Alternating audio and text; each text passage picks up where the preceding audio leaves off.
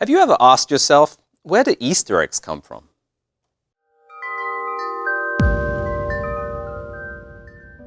Centuries ago in the ancient land of Mesopotamia, the Babylonian Empire worshipped a variety of gods and goddesses. As legend has it, a large egg fell from the sky into the river Euphrates, and when it hatched, the goddess Astarte was revealed. Eggs are widely seen as symbols of fertility, and Astarte was worshipped as a goddess of fertility. The New World Encyclopedia provides more insight into this ancient myth. Ishtar, a goddess of both fertility and war, is the Akkadian name of the Sumerian goddess Inanna, and the Semitic goddess Astarte, the three names referring to the same deity in different cultural contexts. So Astarte, or Ishtar, as she was also known, was represented by a fertile egg. Ancient cultures also connected the lunar cycle with the goddesses of fertility. This is where rabbits come in. Originally believed to be hermaphrodite, having the reproductive organs of both genders, the rabbit has a gestation period of roughly 1 month and was closely associated with the lunar cycle. So with prolific procreation in a lunar month believed to be brought about miraculously without the rabbit losing its virginity, ancient cultures worshipped the goddess Ishtar with rabbits that laid eggs. Spring forward several centuries, and in the year AD 431, at the Council of Ephesus, Christian bishops attained consensus that Mary, the mother of Jesus Christ, should be proclaimed Theotokos, or Mother of God.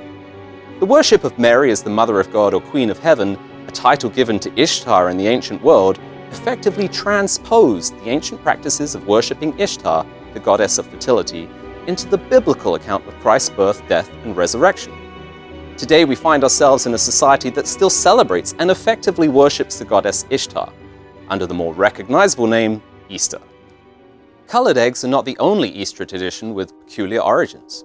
Some European countries have different national cakes and cultural ceremonies, such as whipping girls to keep them fertile or throwing cold water over men to enact revenge. There are many more traditions associated with Easter than simply colored eggs and chocolate. And once you realize the origins of what you may be celebrating, it's probably a good time to question whether you want these egg-laying rabbits in your life. Will you teach these traditions to your children? If you're a Christian and your church has taught you to observe the mythical worship of egg-laying rabbits, you must then question the veracity of the entire religion. What time has allowed to become tradition is in fact an absurd misrepresentation of events. In other words, Easter is a mockery of an historical account. If you took my voice and applied it to the body of another, does it not also make a mockery of what you hear? Therefore, if a Christian religion claims to follow Christ, but instead takes the stories of other gods and applies them to the biblical account of Christ, they are a sham. Ironically, this deceit and fraudulent religion is precisely what was warned about in the very text Christianity is supposed to be founded upon. The vast majority of those who profess the Christian faith today have ignored instruction from Scripture and have adopted idolatry. Rabbits and eggs have nothing to do with the solemn observance of Christ's death and resurrection, which occurred at this time of year. If you have reason to believe in the existence of a creator, then it is best practice to go to the biblical source. Listening to the opinions of men without comparing what you are told to the original material leads to blind faith. If you can't prove something for yourself, how can you firmly believe it to be true?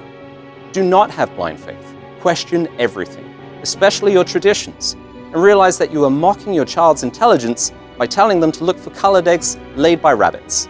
Here is a fun fact: rabbits don't lay eggs. I'm Jonathan Riley for Tomorrow's World Viewpoint.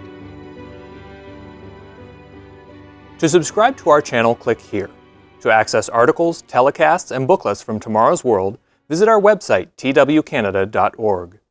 In the Western world, there has been a very considerable loss in the valuing of tradition. One must ask, is tradition important?